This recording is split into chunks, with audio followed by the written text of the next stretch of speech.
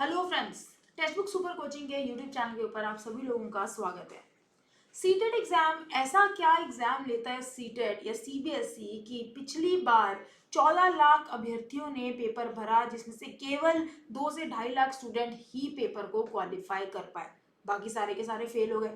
क्या एग्जाम बहुत डिफिकल्ट है? ये एग्जाम के अंदर क्या आईआईटी जेई लेवल के क्वेश्चन आ रहे हैं? ऐसा क्या हो रहा है कि स्टूडेंट्स इतनी तैयारी करने के बाद भी सीटेट एग्जाम को क्वालिफाई नहीं कर पाते?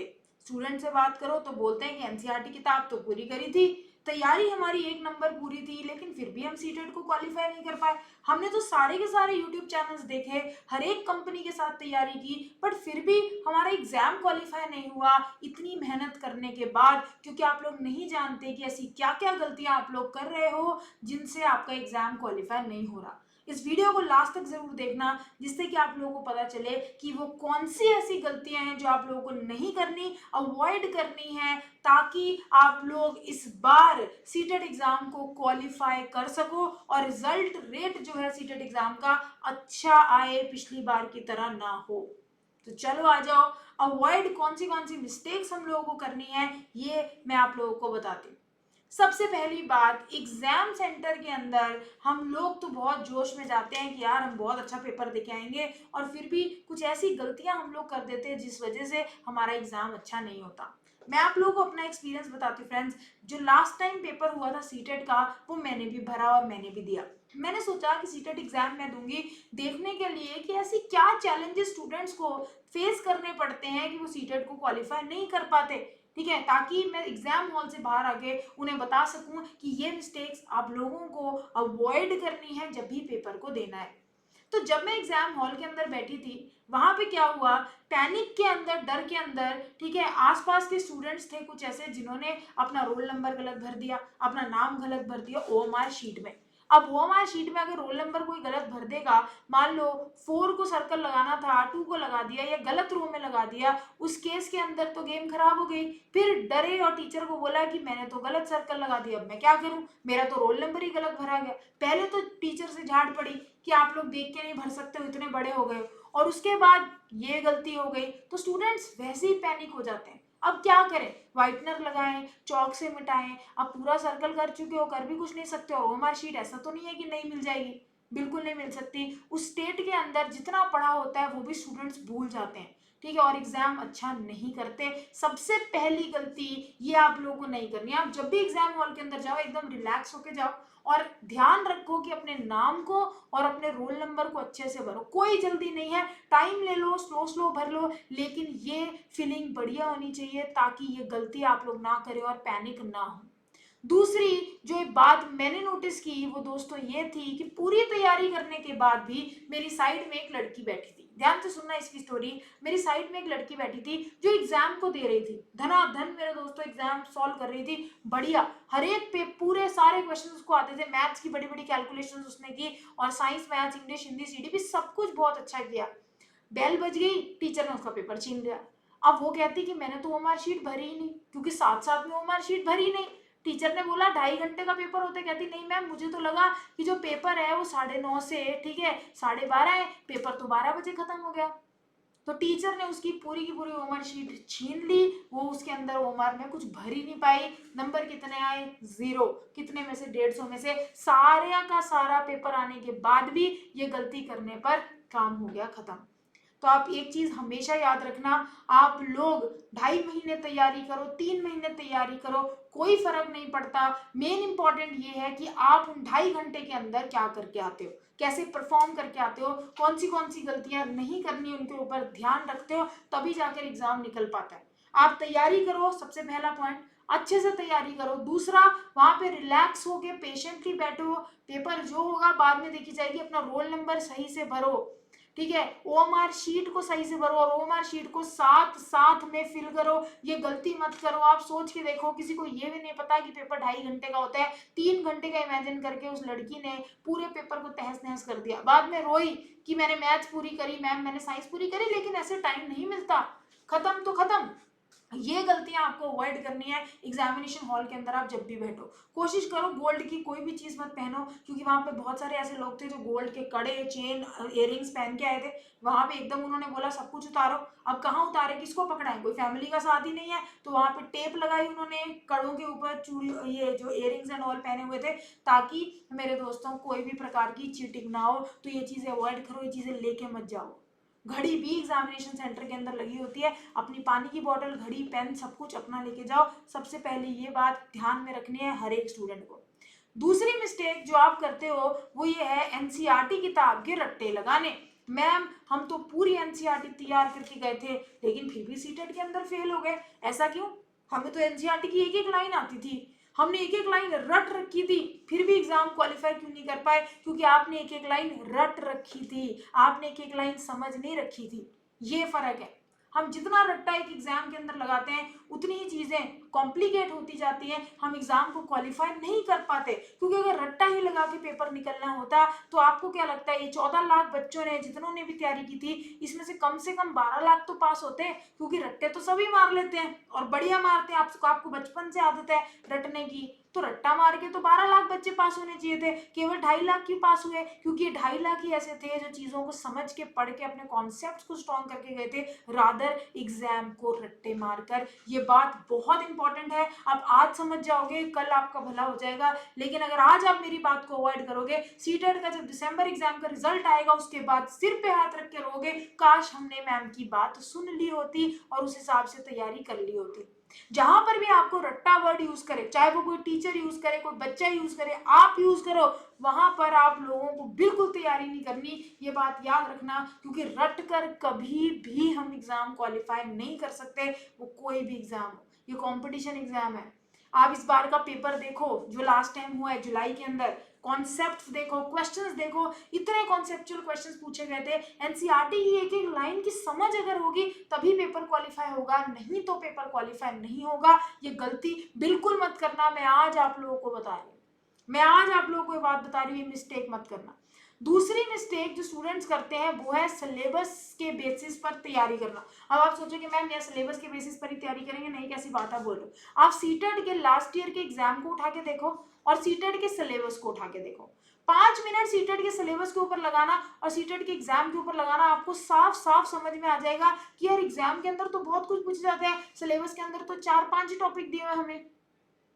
सीटेट एग्जाम सिलेबस से तैयार मत करो, मैं आपको फ्रैंकली बोल रहा हूँ, आपको मेरे पे भरोसा नहीं है। सीटेट का आपका जो 7 जुलाई को पेपर हुआ था वो खोल के देखना, ठीक है? साथ में सीटेट 7 जुलाई का पेपर खोलना, एक काम ये करना मेरी तरफ से। दूसरा सीटेट का सिलेबस खोलना, ठीक है? सिलेबस में आप लोगों के साथ डिस्कस करें वीडियो के अंदर, तो वो सिलेबस देख लेना, 7 जुलाई का पेपर देख लेना, ठीक है? और आप देखना कि क्या सिलेबस से पेपर निकाल सकते हो आप इतने टॉपिक करके। आपको खुद ही प्रूफ हो जाएगा, मेरी बात पे आप ना भी भरोसा करो, खुद से जाके चेक करो। सीटेट के सिलेबस पे कभी मत बैठो। सीटेट वाले बोलते हैं कि केवल 6वीं से 8वीं के एनसीईआरटी को कर जाओ, हम लोग पेपर आपका निकल जाएगा। ये पहले के जमाने थे जब केवल 6 से 8 की एनसीईआरटी करके पेपर निकल जाता था, या फिर केवल प्रीवियस ईयर क्वेश्चन को सॉल्व करके भी पेपर क्वालिफाई हो जाता था। अब ऐसा नहीं होता, एक भी प्रीवियस ईयर क्वेश्चन रिपीट नहीं होगा, ये मैं आपको बता रही हूँ। लेकिन प्रीवियस ईयर क्वेश्चन जिस कॉन्सेप्ट पे पूछा गया है वो कॉन्सेप्ट रिपीट होगा, ये बात ध्यान रखना। केवल 6वीं से 8वीं की एनसीईआरटी सीटेट नहीं क्वालिफाई करवा सकती, 6वीं से 10वीं क्लास तक की एनसीईआरटी पढ़नी पड़ेगी। एक एक लाइन, एनसीईआरटी बहुत डायरेक्ट किताब है, उसके अंदर सिर्फ लाइनें दी हैं। ऐसा नहीं आपने लाइनें ले ली, एनसीईआरटी की हाईलाइट कर ली, रट्टे लगा ली, बात बन गई, नहीं। एक एक लाइन का मतलब, एक एक लाइन के पीछे कंसेप्ट, एक एक line day to day life से रिलेट कर कर जब तक आएगी नहीं, आप स्कोर नहीं कर पाओगे, जो मर्जी कर लो, मैं आपको गारंटी दे सकती हूँ, ठीक है? क्लियर? ये सिलेबस पे स्टिक नहीं होना। सीटेट बहुत छोटा सिलेबस देता है लेकिन पेपर बहुत अच्छे लेवल का पूछता है, तो सिलेबस और आपके एग्जाम का कोई मेल नहीं है। आप 6वीं से 10वीं तक की सारी इंपॉर्टेंट टॉपिक्स करो, मैं आपको वीडियोस के अंदर बताऊंगी कि कौन से इंपॉर्टेंट टॉपिक्स हैं जो आपको करके जाने एग्जाम को क्वालिफाई करने के लिए। और अगला है टाइम मैनेजमेंट। सबसे पहले तो टाइम मैनेजमेंट में हम वहां पे फेल होते हैं जब हमें पता होता है कि हमारे पास 2.5 मंथ के आसपास है केवल तैयारी कराने के। जैसे आपके पास 2.5-2 महीने तैयारी करने के, लेकिन आप अभी करे हुए एंजॉय, चिल मोड ऑन। जैसे ही पेपर पास आएगा 15 दिन पहले मेरे सेशन के अंदर स्टूडेंट लाइव होकर पूछते हैं मैम मैराथन ले लो, ठीक है, मैं बोलती हूँ डन, ले लेंगे मैराथन, जैसा आप बोलो। क्या मैम मैं पास हो जाऊंगा? क्या आपके 2 मैराथन देख के मैं पास हो जाऊंगा? क्या ये एक क्लास से मैम मेरे 30 में से 20 नंबर आ जाएंगे? गाइस, ऐसे ऐसे सवालों के जवाब देते टाइम क्या बोले टीचर?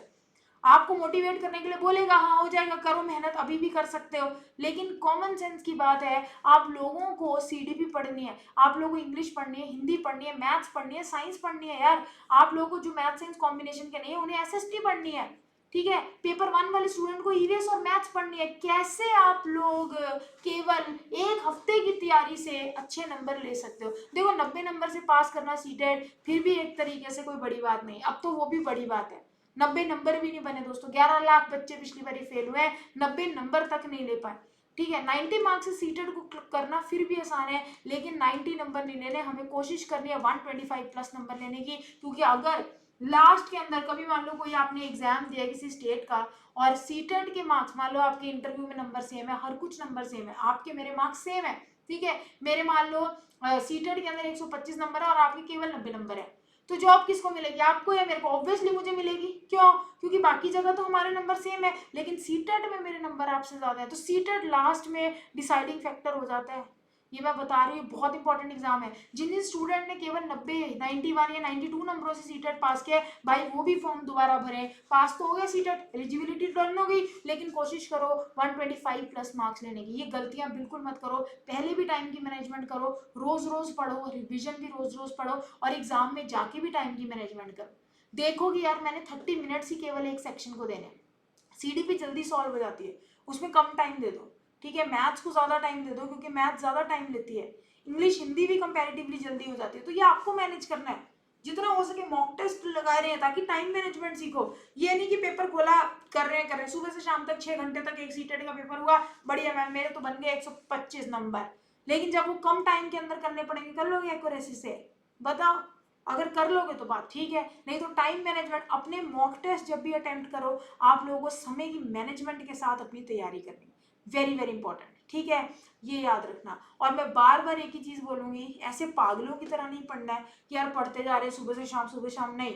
आप थोड़ा सा पढ़ो, थोड़ा सा ब्रेक लो, रिफ्रेश हो, रिक्रिएट करो, उसके बाद आप रिविजन भी साथ साथ में करते चलो।